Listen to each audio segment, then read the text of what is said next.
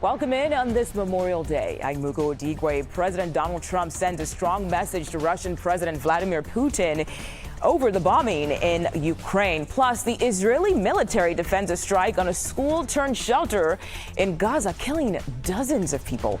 And looking live from Dallas as we track storms that could affect your plans on this Memorial Day. This is CBS News 24/7.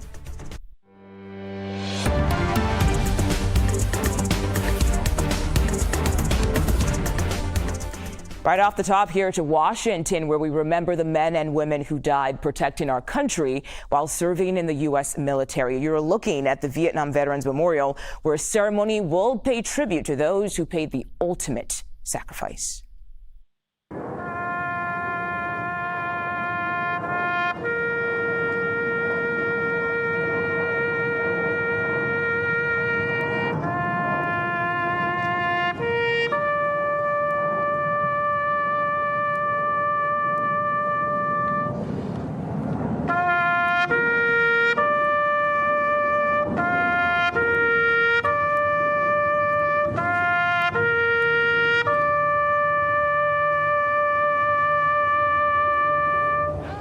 And President Donald Trump there commemorating Memorial Day with a ceremony at Arlington National Cemetery in Virginia. He started his day there by laying a wreath at the tomb of the unknown soldier, an annual tradition for presidents. The tomb represents a burial site of a soldier from World War I whose remains could not be identified. Unknown remains from later wars were added in 1958 and 1984.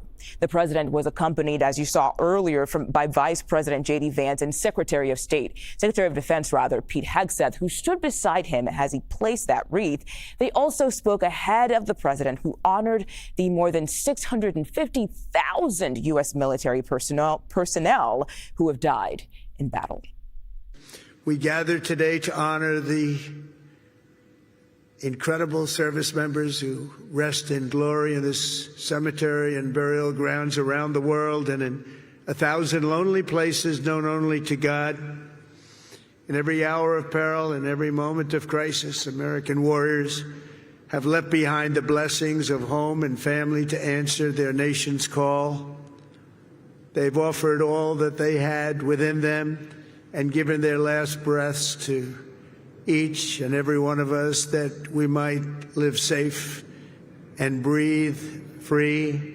These warriors, and that's what they are, as great, great warriors, picked up their mantle of duty and service, knowing that to live for others meant always that they might die for others. They knew that. They asked nothing for it. They gave everything, and we owe them everything and much, much more. All right, let's bring in CBS News White House reporter Willie James Inman. Willie, good to see you today. What else did the president say during that speech that stood out to you? Hey there, Mugo. Good to be with you on this Memorial Day and to see you as well. The president honoring those families that gave the greatest sacrifice and those families that continue to serve in the United States Armed Forces today at that Memorial Day ceremony that just wrapped up a little bit ago. In fact, we saw the vice president leaving, his motorcade passing by the White House here, some onlookers taking in that site as people gather here to celebrate Memorial Day in the nation's capital. The president also took time to kind of jokingly refer to how he missed out on his second term last time around. Of course, Joe Biden was president for the past 4 years. The president noting that he'll be president during the 250th anniversary of the United States of America. So the president taking some time to joke there, but also to honor the families of the fallen who lay in that cemetery there. I also point out the vice president, who is a former Marine, took time to thank families, especially those Gold Star families, for their service as well. So a lot of thanks and a lot of gratitude coming from the president and the vice president and other officials today as these remarks wrap up celebrating Memorial Day here in Washington, D.C. And Willie, we know the president also found some time to sound off on social media today about Harvard. What did he have to say? Yeah, that's right. This has been ongoing through the weekend. This is the story that I've been following closely, and the president essentially saying that he'll take away grant money from Harvard. This is on top of research funding that has been taken away from the university in light of that back and forth between Harvard and the Trump administration. The president saying there that he's considering taking $3 billion in grant money away from the university, accusing it of being anti-Semitic. Of course, this follows news that the Trump administration is banning Harvard essentially from accepting international students. And the president over the weekend saying that he wants the names of those students. He wants to know who those students are, noting that somehow Harvard has like a 30% or so student body made up of international students, and that Americans should be able to enroll in the university instead. We, of course, know that a judge stopped that action for the Trump administration to ban those international students. That happened on Friday. There's a hearing set on Thursday in that case, but still, nonetheless, the president blasting Harvard not only today, but through the weekend as well, Mugo. Yeah, and Willie, and while we have you here, I also want to ask you about this because we know President Trump, he spoke to reporters just yesterday and had this to say about Russian President Vladimir Putin. Let's listen to that, and then Willie will talk to you on the other side of things. Can you provide us an update on Russia and Ukraine as well? Yeah, I'll give you an update. I'm not happy with what Putin's doing. He's killing a lot of people, and I don't know what the hell happened to Putin. I've known him a long time, always gotten along with him, but he's sending rockets into cities and killing people, and I don't like it at all, okay? We're in the middle of talking, and he's shooting rockets into Kiev and other cities. I don't like it at all. So, Willie, as you just heard there, the president is changing his tune on President Putin here and also about the war in Ukraine. So is this a sign that we could see the U.S. drop out of these negotiations soon? I mean, they've been saying that back and forth every now and then. Yeah, that's right. And not only the president, but other officials as well, including the Secretary of State, Marco Rubio, essentially saying that the United States is not going to wait forever for progress in these talks between Russia and Ukraine. And you saw there the president venting his frustration as he left his New Jersey home yesterday. We were following the president over the weekend, and that was the first time he spoke to reporters who follow him around essentially everywhere he goes, as you know. But the president taking to Truth Social as well, talking about this situation. And he posted earlier that he said he always had a good relationship with Putin of Russia. And he said something has happened to him. It's unclear what the president is essentially saying here, what it can mean, I should say, in the near future. We could potentially see more sanctions. Maybe the U.S. backs away from those conversations, but sanctions is certainly something that the United States could consider. In fact, the president said as much yesterday, but clearly, Mugo, the president frustrated with Vladimir Putin of Russia after this ramped up attack in Ukraine coming from the Russian armed forces there amid that ongoing conflict. Yeah. CBS News White House reporter Willie James Inman, thank you so much for joining us today. Appreciate your time. Taking you down to Dallas now, where we track storms in Texas on this Memorial Day. And Jess, we can clearly see the clouds there. Wow. What a shot. It's pretty messy down there right now, actually. What's going on right now throughout all the South is we're going to see these storms pop in and out of these major cities and sweep throughout the South off into the Carolinas throughout the next couple days. The issue with this is, of course, it's Memorial Day today, right? Many people are out there in remembrance and trying to go out to these outdoor events. Yeah. And the big thing, too, is we also have a lot of travel happening today. So delays at the airports, a lot of car travel down in the South right now being impacted by severe storms. I'm going to dive into that right now. Let's head over to the map real fast and show you what's going on. You take a look at some of these storms sweeping across the South. They're large in size. They bring heavy amounts of rain. Localized flooding is possible. And some of these thunderstorms can produce heavy amounts of lightning and hail as well. As we head into the evening hours tonight, that continues to track off into the east. It's going to be a soggy setup for our friends along the East Coast heading into our Tuesday and Wednesday forecast. Taking a look behind me, we're going to just kind of time this out and show you that severe weather outlook stretches anywhere from Texas all the way over into the Carolinas, impacting over 43 million Americans as we head into the afternoon hours today. You time this storm out, it pushes over the Mississippi as we head into the next couple of hours and continues to grow in size, with more on the back end over into Texas, sweeping over into Louisiana into the late night hours tonight and early morning hours tomorrow. It continues to become large in size, and anywhere from Kentucky all the way down into the panhandle of Florida, we'll continue to watch the severe weather grow and track to the east, heading into our midweek forecast. So in total, we could see anywhere up to around 2 to 4 inches of rain locally, and that stretches anywhere from southern parts of Dallas all the way over into Jackson, Mississippi. We'll see that rain impact the East Coast too, but we're talking about rain, thunderstorms, damaging winds. It's definitely possible as we head into the next couple of days. So inconvenient timing, of course, because it is Memorial Day, but we'll keep you updated. Nothing you can do. Mother Nature is going to do its thing, right? Exactly. Jess, thank you. Of course. All right, taking a look at the misery map, and you can see where the weather is having an impact on travelers right now in Texas. The map is from the online tracking site FlightAware's snapshot of what travelers are seeing in the skies right now. It's a travel holiday, and the TSA says it's breaking records. Friday was the third busiest ever, with more than 3 million passengers screened in one day. And tracking all of it for us at an airport that's had its share of travel troubles is CBS News correspondent Meg Oliver. Meg, good to see you today. We know you're out there at Newark's Liberty Airport in New Jersey. So what are travelers there experiencing today?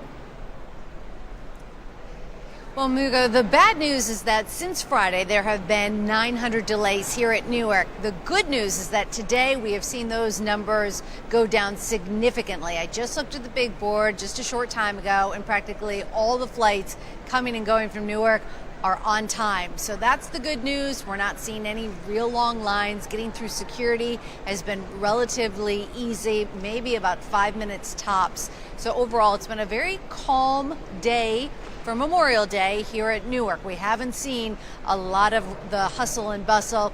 It could pick up a little bit later during the day, but for right now, it's relatively calm. Okay, well, I mean, it's good to hear some good news out there at Newark. I know they've been having issues for a long time now. Now, the FAA has cut the number of flights coming in and out of Newark. What effect could that have on summer travel across the country? Well, so far it seems to really be alleviating some of the strain here at Newark. They cut those flights per hour down to about 56. Typically 80 flights per hour come and go from Newark. So these restrictions will be in place for the next 3 weeks. Unfortunately, if you have one of those flights that got canceled, that's the bad news. But if you are still flying out of Newark right now, it looks as if, things are relatively calm and you can get out here and get off on time. Whether or not that is going to last once they lift these restrictions come June 15th is another story. Mugo? Yeah, good point there. Okay, Meg, tell us more about this, because there was a scare in the air for passengers on a flight from Tokyo to Houston just over the weekend. What happened there? Yeah, there was a real big scare. It happened on All Nippon Airways that was going from Tokyo to Houston, and there was a passenger on board that apparently tried to open the emergency exit mid-flight. The crew and passengers jumped into action. They used zip ties to restrain him. They were forced to land in Seattle, where they were met by police. They took him off to the hospital for evaluation, saying that he was suffering from a mental crisis. Very scary. Yeah, very scary situation indeed. Meg Oliver for us at Newark's Liberty Airport. Thank you so much for your time today. Ahead on this Memorial Day, how some families of fallen veterans honor their loved ones earlier this month. Stay with us right here on CBS News 24/7.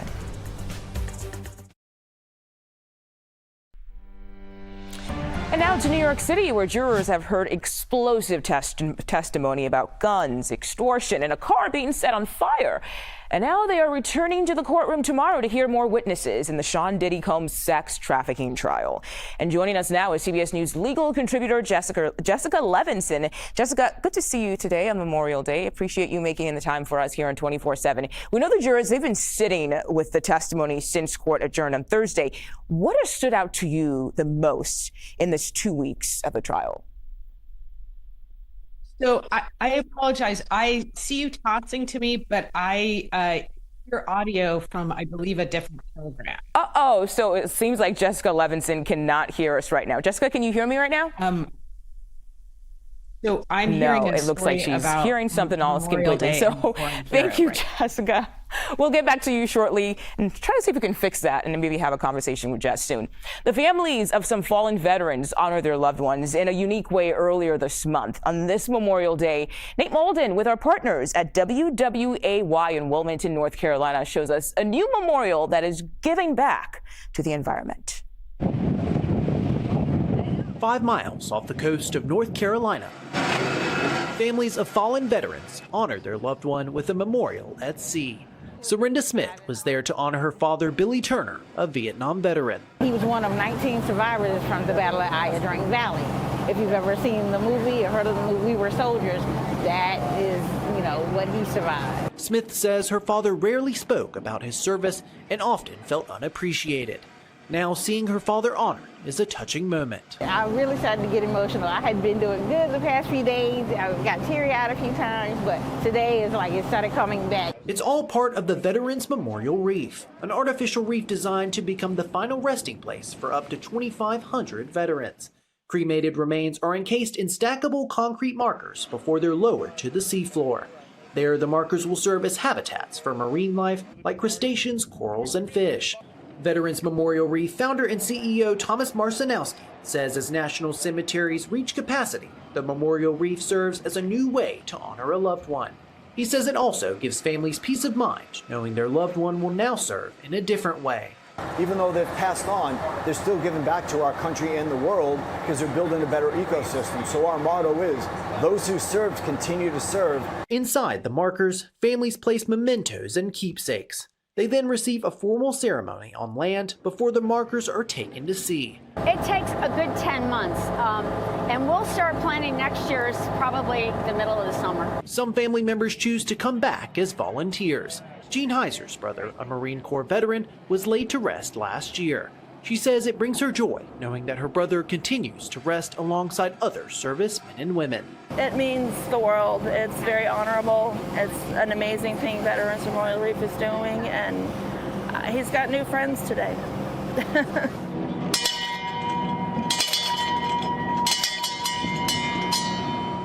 Nate Malden, CBS News, Carolina Beach.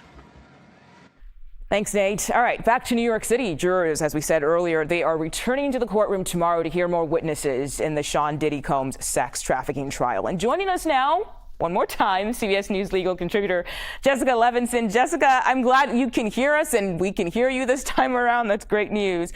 We know jurors, they've been sitting with the testimony since court adjourned on Thursday. So what has stood out to you the most about week 2 of the trial? Oh my gosh, how long do we have? I mean, truly explosive testimony about these freak-offs, about drug use, about taking ecstasy pills that were meant to look like mini versions of President Obama. I mean, to pick out a few things, I think Kid Cudi obviously testifying that he dated Cassie Ventura for a short period of time and that Sean Combs allegedly acted against him in violent ways as a result of basically dating his ex-girlfriend. I think Cassie Ventura's mother testifying about the abuse that she was corroborating that Cassie Ventura endured. I think the assistants testifying about these freak-offs and what they included. I mean, for the prosecution, of course, it's not just going to be saying this is sensational. It's tying these explosive and sensational tidbits to the crimes here. And I think that's also what they're doing effectively, which is saying not only were these parties not like the parties many of us have attended, but it's also about the coercion, the lack of, the alleged lack of voluntary actions by many of the people, including Cassie Ventura, who were caught up in this alleged criminal enterprise. Yeah, and Jessica, we know prosecutors have also released more photos they say were taken inside of Diddy's Miami home during a raid. And a Homeland Security agent who participated in that raid also testified. So what did jurors hear on that one?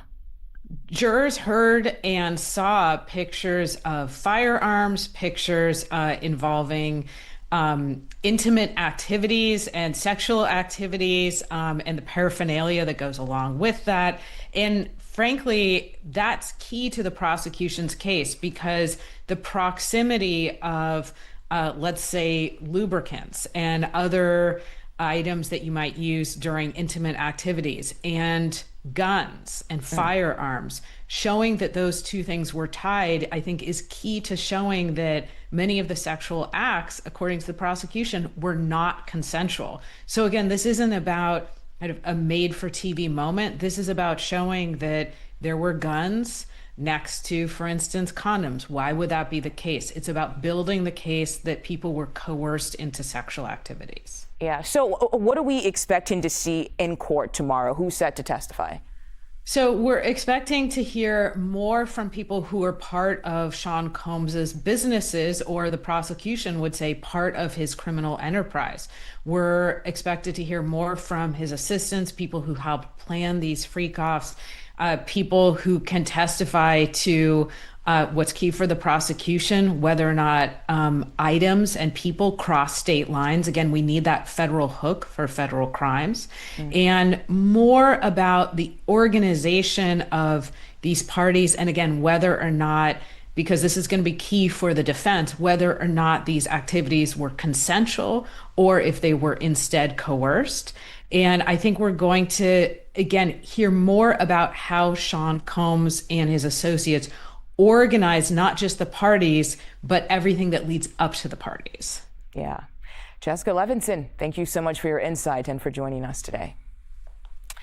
And here's a live look. This is at Washington, D.C., where a Vietnam memorial ceremony to remember the men and women who paid the ultimate sacrifice is now underway. We know several Vietnam veterans. They're speaking today. Stay with us. You're watching CBS News 24/7.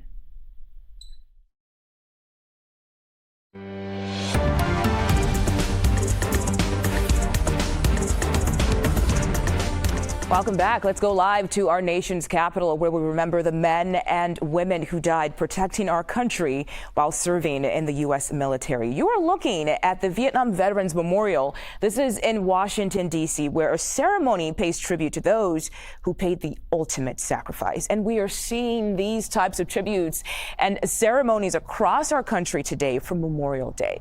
CBS News Pittsburgh's Krista Rose joins us live now in Irwin, about 20 miles outside of Pittsburgh. And Chris, tell us more about the dedication ceremony that's happening there today. Hey, good afternoon. There were actually two ceremonies that happened here at Irwin's Union Cemetery. The first was kind of over the hill from where we are right now, your typical Memorial Day ceremony. It had an honor guard. A lot of veterans showed up paying tribute to those who served and ultimately paid the ultimate sacrifice. But then on the other side of the cemetery where we are right now, there was a service a little smaller, but for one individual. And it's this man right here, John E. Waggle. And Johnny Waggle, he was actually the last living Union veteran in Westmoreland County, Pennsylvania. And he died at the ripe old age of 99. He made it through the war. He served at the very end of the war and was actually a tax collector back here in Irwin after he came home.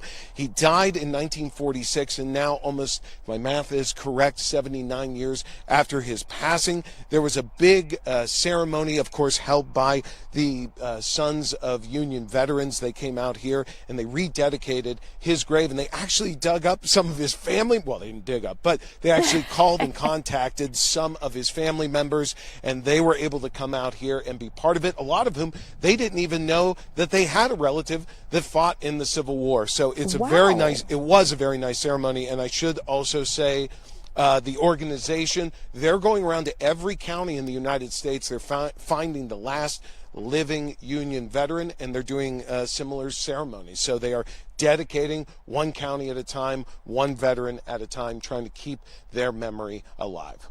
Chris, that is amazing. I cannot even imagine, like, they didn't know, and then this happens. I have one quick question for you before we let you go. What was the mood like? I know Memorial Day can oftentimes be a very somber day for a lot of people. What was the mood like out there for that ceremony?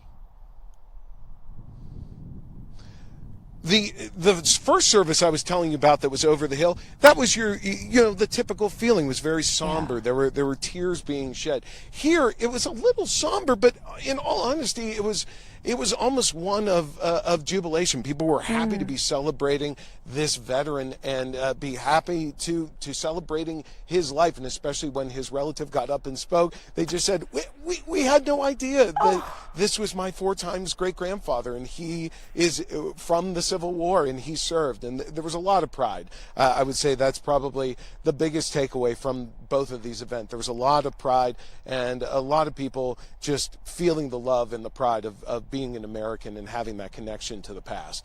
Yeah, 4 times great-grandfather. Wow. Of course, there's so much to be proud of hearing that. That's amazing. CBS News Pittsburgh's Krista Rose, thank you so much for making time for us in 24/7 today. We appreciate it. All right, our monitors take us to Capitol Hill because lawmakers will be back in that building tomorrow, right? Following a Memorial Day recess, senators are gearing up this week to take up the president's one big beautiful bill. The plan is to get it to his desk by July 4th. The president has one message for those lawmakers ahead of that. Let's listen. Well, I want the Senate and the senators to change, to make the changes they want, and we'll go back to the House and we'll see if we can get them. In some cases, those changes maybe are something I'd agree with, to be honest. It happens. But we've had a very good response from the Senate, and I don't know how Democrats can't vote for it. If they don't vote for it, they're talking about a 68% tax increase. Remember that. If the Democrats don't vote, it's a 68% tax increase, which is ridiculous. And one of the things that's being covered indirectly is the fact that we'll be lowering the cost of drugs from 50 to 85% under Trump. And it's going to have indirectly something to do, not directly, but indirectly something to do with the bill, the one big, beautiful bill. And it is a big, beautiful bill. And so I think the Senate is going to get there. I hope they're going to get there. So let's talk about that bill as it stands right now. At the center of the legislation, tax cuts and extensions. It includes no taxes on tips for workers in the service industry like restaurants and bars, and for individuals who work in the beauty industry. It also includes no taxes on overtime. Both of these extensions will not expire until the end of 2028. And then there's this. Tax deductions on up to $10,000 in interest on auto loans for cars assembled here in the United States. This provision would be in place until 2029. And finally, the legislation is set to also eliminate a long-standing $200 tax on gun silencers. That's been on the books now for over 90 years. The bill also creates a $1,000 savings account for children named Trump accounts. Under this plan, the federal government would contribute $1,000 to the accounts of children born between 2024 and 2028. All right, let's bring in Anne Margaret Carrozza, an asset protection attorney and former New York State Assemblywoman. And thank you so much for joining us. Let's start there. Parents would be able to contribute $5,000 a year to the funds, and it could be for higher education, job training, and even purchasing a first home once that child turns 18, of course. So would this be a positive thing for these students and their parents? Well, it's definitely going to be a positive thing for the youngster, right? So monies are being contributed into these accounts and they're growing tax deferred. And when the child, upon reaching adulthood, pulls money out for approved expenses, such as purchasing a house, starting a business, higher education, the monies do not come out tax-free, as we see with the 529 savings accounts, but they do come out at the lower capital gains tax rate as opposed to ordinary income tax. So it's certainly going to be a boost for these youngsters once they reach adulthood. It will not, however, necessarily help the family in the here and now pay for diapers and car seats and formula. Right. It's just a way to save money in the long term. I want to ask you about the other tax cuts mentioned, like the no tax on tips and overtime. Economists, they've had mixed reactions to this measure. So we want to know your thoughts about the possibility of restaurant workers or even hairstylists not being taxed for their tips. Would something like this truly help them? Well, I think the overwhelming majority of Americans support the notion of doing away with tax on tips for service workers. The Congressional Budget Office estimates that the average service worker who receives tips will see a savings of $1,700 per year. That's definitely a good thing for those folks. But an estimated 40% of people who earn tips do not file taxes. So the way that this no tax works is that it's a deduction on your federal tax return. So for the 40% of tip earners who don't file federal taxes because their overall income is too low, they will not see the benefit of this. Ah, that's some very, very important context there I didn't think about. Okay. And Margaret Carrozza, thank you so much for joining us on 24/7. We appreciate your expertise. As we all know, today is Memorial Day, so we'll talk to a veteran and get a look at how his service dog helps him cope. That's next, live here in our studio. And we have a quick programming note. Our political show, it is getting a new look and a new name. Tomorrow at 5 p.m. Eastern, stream the premiere of The Takeout with Major Garrett. He is taking the weekly podcast he hosted for 8 years to 5 nights a week right here on CBS News 24/7. And also tomorrow, we are launching a new show called 24/7 Primetime, hosted by Elizabeth Cook.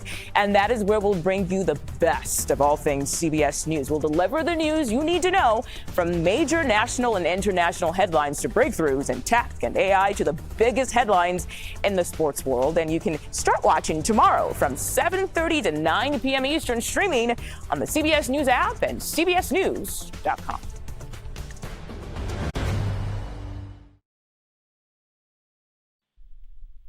Welcome back. You're looking live to our nation's capital, where we remember the men and women who died protecting our country while serving in the U.S. military. You're looking at the Vietnam Veterans Memorial in Washington, D.C., where this ceremony, it pays tribute to those who paid the ultimate sacrifice.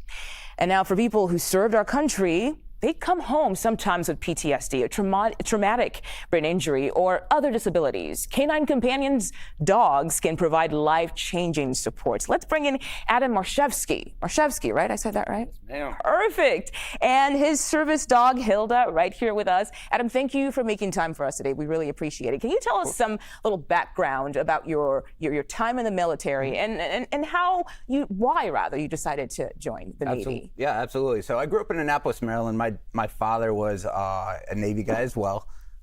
Oh, yeah. Hilda? Oh, you like Grandpa, huh? You can join the conversation. But yeah, he was a Navy guy and ended up teaching at the Naval Academy. And that kind of, quiet. Yeah. Yay. Good girl.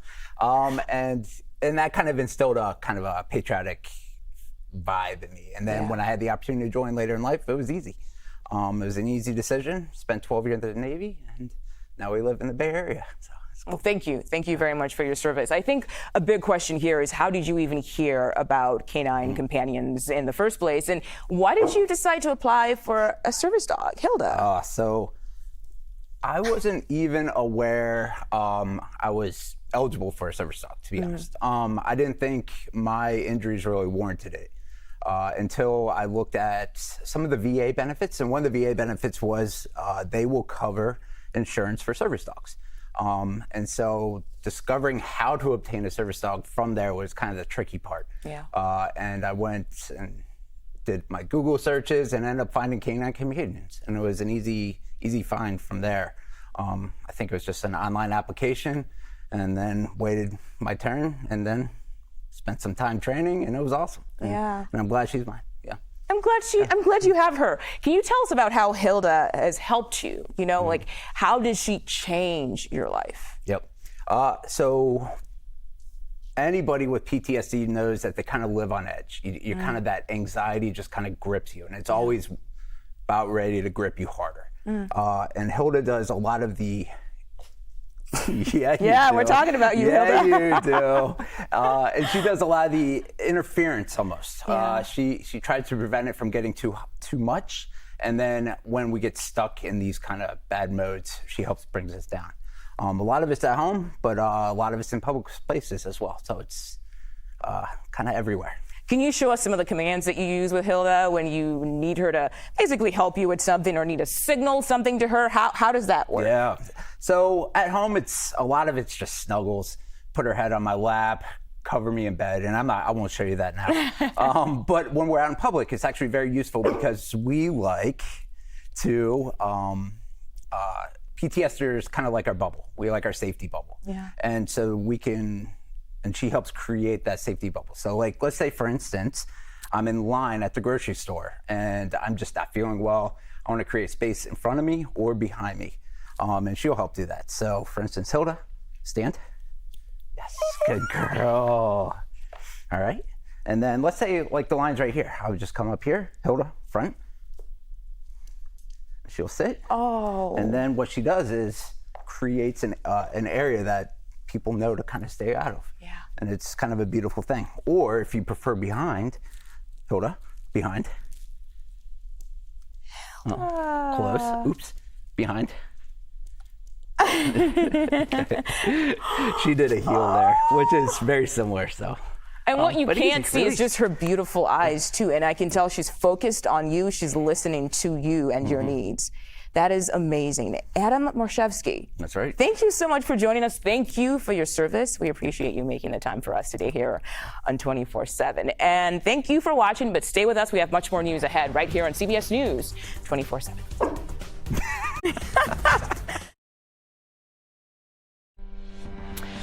Former New York Congressman Charles Rangel has died. The gravel-voiced Harlem Democrat spent nearly 5 decades on Capitol Hill and was the founder of the Congressional Black Caucus. A veteran of the Korean War, Rangel dropped out of high school and went to college on the GI Bill. He was elected in 1970 and retired in 2017. His family says he died today at a New York hospital. Rangel was 94 years old. To the map, and South Carolina, where 11 people were hurt in a shooting on Sunday night in the beach of Little River. Authorities say 10 of the 11 people were taken to hospitals and had gunshot wounds. Police believe the shooting stemmed from an argument on board a boat chartered for a Memorial Day gathering. A police officer responding to the scene accidentally shot himself in the leg. He is in stable condition. Little River is about 20 miles northeast of Myrtle Beach. A search is on for an escaped inmate from a prison in Calico Rock, Arkansas. 56-year-old Grant Hardin was once the chief of police of the city of Gateway. He has been behind bars since 2017, serving a 30-year sentence for rape and murder. Authorities believe he escaped wearing a makeshift uniform designed to look official. Dozens of people, they're sheltering inside of a Gaza school building, and they were killed in an Israeli airstrike overnight. The building was hit while people were asleep, and it eventually went up in flames. But today, the Israeli military is defending that strike. CBS News senior foreign correspondent Elizabeth Palmer has the latest on what Palestinian and Israeli officials are saying about a possible deal that's now in the works. An unnamed Palestinian official told the Reuters news agency that Hamas had accepted a proposal under which 10 living hostages in Gaza would be released in exchange for a 70-day truce. Just to put that in perspective, there are still 58 hostages imprisoned in Gaza, and about 23 of them are believed to be alive. So this deal would release fewer than half of them. The Palestinian source said this proposal was endorsed by U.S. Special Envoy Steve Witkoff, who's been a key player in negotiations in Doha over the future of Gaza.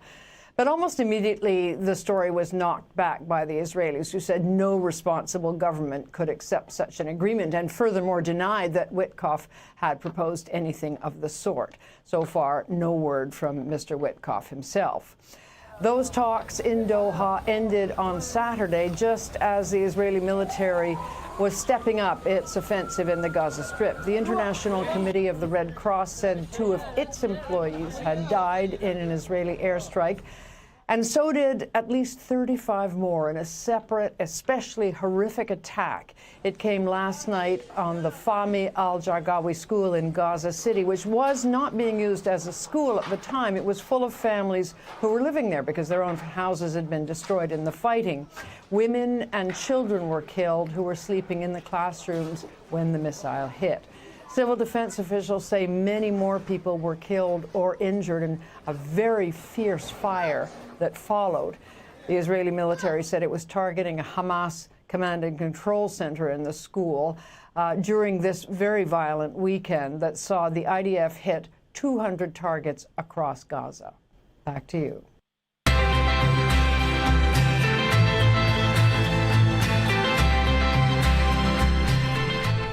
On this Memorial Day, we remember those who died in battle, like Lieutenant Thomas Kelly. 81 years ago, Kelly's plane was shut down during World War II. The wreckage and Kelly's remains were thought to be lost forever. But as CBS News Bay Area's John Ramos explains, an effort by one family member is now bringing Lieutenant Kelly home. On Memorial Day, we remember those who died for their country, but there are more than 800,000 people listed as missing in action from America's wars. For each one of them, there is a family wondering what happened. This is the story of one family that never gave up asking that question.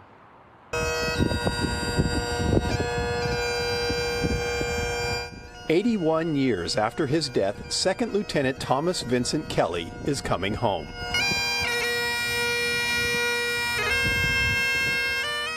Thomas Kelly, Tommy to his friends, grew up in Livermore, California, and enlisted in the Army Air Corps in August 1942. He became a bombardier aboard a B-24 bomber nicknamed Heaven Can Wait that flew more than 30 missions. On March 11, 1944, his crew was assigned to attack anti-aircraft positions in Hansa Bay, a remote area of Papua New Guinea. As they approached the target, the aircraft was hit by anti-aircraft fire and went down. The family received only a 4-sentence letter reporting the loss with no other information. It became, I think, a kind of grief that could only be dealt with in silence. And so the memory of Tommy was a forbidden topic within the family. But many years later, Kelly's second cousin, Professor Scott Altus, said they discovered something else written about that day. 50 years after these events, a letter from a person in the plane opposite my relatives recalled that the co-pilot faced the other two planes and saluted as their plane went and banked down into the water. They knew that they were going down. So the big focus for our family was to try to learn, well, what happened? And it took us 4 years of research, and eventually we came to have a clear understanding of what happened on March 11th, 1944. Over the years, Altus began devoting his Memorial Days to researching the crash, and eventually it began to pinpoint the area where the plane probably went down. And that's when the family took action. But an aunt of mine, on her own initiative, decided to reach out to Project Recover and say, hey, our family's been doing some research. We think we know where this plane is in Papua New Guinea. Would you be interested in hearing about what we found? And surprisingly, they said yes. Project Recover is an organization dedicated to locating and recovering service members missing in action. They put together a team of divers to survey the area identified by the family, and after 17 days of searching, they found the wreckage of Heaven Can Wait. It was sitting in 200 feet of water, and a Navy dive operation was able to recover the remains of the crew members. And so, on this day, with all his family's questions now answered, Tommy is no longer missing. Lieutenant Kelly, today we honor your service, your sacrifice, and commitment. We mourn the loss as a family, a community, and as a grateful nation. At the ceremony, Professor Altus thanked all the people who, despite being strangers, helped in the recovery of their fallen loved one. For his family gathered today, it's almost indescribable what this is going to mean for us. This whole part of our family's journey started on Memorial Day of 2013, and it is going to conclude on Memorial Day of 2025, exactly 12 years to the day. Memorial Day is about remembering the individual sacrifices of those who die in wartime, but that's something that's never quite known for those who simply go missing. In Livermore, John Ramos, CBS News, Bay Area. Great story, and you're looking live from Livermore, California, where Lieutenant Kelly will be laid to rest in his family's plot. Thank you so much for joining us here on CBS News 24/7 on this Memorial Day. Have a great day, everyone.